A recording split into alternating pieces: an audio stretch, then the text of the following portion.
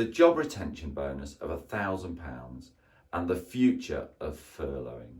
Furloughing, that word that we didn't even know existed so recently, started in March this year, and the final payments for the £1,000 will probably be received in February next year. So that's a full year of furloughing. And so the furlough itself needs no explanation. Now this is recorded on the 18th of September, and we're in the flexible furlough and we're in the tapered furlough. And just how all of that works is covered in my video, The Flexible Furlough Explained. And if you look on the furlough section of the playlists on my video channel, then you can see that video if you need more information on it. This video is about the £1,000 grants that you're going to receive for people that have been furloughed that you retain. And also, as the furlough is wound down, any actions that you need to do now in order to best place yourself for the future. It really helps me share this content if you just press that like button. And if you are new to the channel, then please consider subscribing. You'll be very welcome. The main furlough scheme ends at the end of October.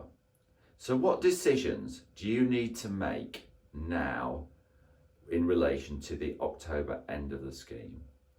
Well, if you've got people who are furloughed still, you need to think about one of these options for them. Are you just going to bring them back as normal employees? Are you going to actually reduce their hours because you don't have full hours for them anymore? You're going to change their contract in some other way, or do you actually not need them?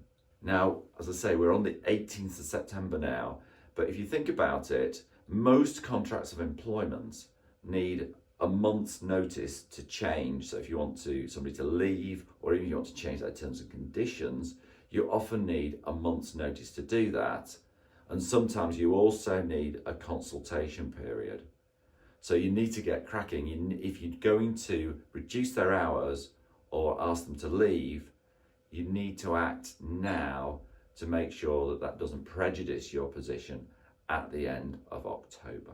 So the other part of this video is about the £1,000 bonus under the job retention scheme, So how do you get it? Well, it is for people who were furloughed at some stage from March this year. Then there are a few criteria. So it's for people who are employed in November, December and January, all 3 months. They have to be paid at least £520 a month. Now, £520 a month is actually quite an interesting figure, because it's actually not very much, and it's probably much less than you were paying these people when you employed them properly. So you can bring them back on reduced hours. And actually £520 is almost like a retainer. So if you pay them £520 in November, December and January, and then you get £1,000 of it back, you can, if you do have no work for them, you can sort of keep them on a low minimum retainer, and at least they're getting some money. And you're keeping on the books for hopefully you never know, in February might actually be getting towards the other side of all this nonsense. So there are some it does give you some flexibility about retaining your team over the Christmas period. Now there is a bit of small print, and I need to read this just to make sure I just get it right. Employers must have complied with their obligations and pay and file PAYE accurately and on time under the real-time information reporting system. So therefore, you need to have done your payroll properly in order to claim the money. So that's important to keep yourself up to date, and also to have paid your PAYE or be in an official scheme where you're paying in instalments. So that's the first thing, because the £1,000, if you've got a number of employees, it could be many thousands of pounds that you're claiming. So this is important. There is other small print. So if somebody's transferred under a 2P or something, they've transferred from another employer, then you can claim for them. It covers, as you'd expect, maternity and paternity leave. So That's been dealt with fairly, it's probably the easiest way to say it. You can't have the employee under actually a notice period, so you can't in January sort of say you're going to dismiss them on the 1st of February. They can't be under that notice period. And just as an interesting one, the £520 needs to be what you put on the RTI submissions.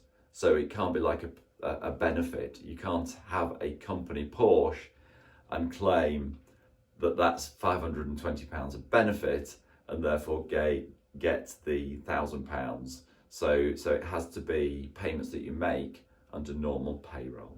So how will all this actually work, and how will we be able to claim the £1,000? Well, the simple answer is we don't know yet. It hasn't been announced. The actual claims will be made in February next year, so there's no real hassle to get that organised. I think the things that are interesting just at the moment are that you can put the £1,000 in your budget. So next year you should be expecting that £1,000 in February, which will be helpful, particularly if you deferred your VAT payment until March next year. That one in the second quarter of this year, if you've deferred that, at least you'll get a little bit of cash to help you with that VAT payment, so that will be helpful, or indeed after your January tax payments. So you can budget for it, so that's great. And you do need to make sure that you have all your payroll information up to date. So that's what you need to do now. And then they will announce over the next month or so the mechanics of how it works. But since you can't actually claim it until February, we don't need to get too excited about that just yet. So who would have thought it? A whole year of furloughing, a word that we didn't even know existed a year ago, and now it's been so important to keeping our businesses alive and kicking. In terms of coming off the flexible furlough and the tapered furlough, if you've got employees that you don't want, or you want to reduce their hours at the end of next month, the end of October, then you do need to take action right now. That is actually quite urgent. And then you should be able, as long as you keep people employed, to get the £1,000 per person, even if you only furloughed them in April and May, the main period of the close down. And the other thing is that the revenue is reiterating that you need to have all your administration up to date, and I think that's part of their general agenda, that they want people to do things on time, which I guess is fair enough if you're getting a benefit like this. So if you've got any comments, then please, I'd be interested to hear them. Please like the video because that really helps me. And please share, and if you're new to the channel, you'll be very welcome if you would like to subscribe.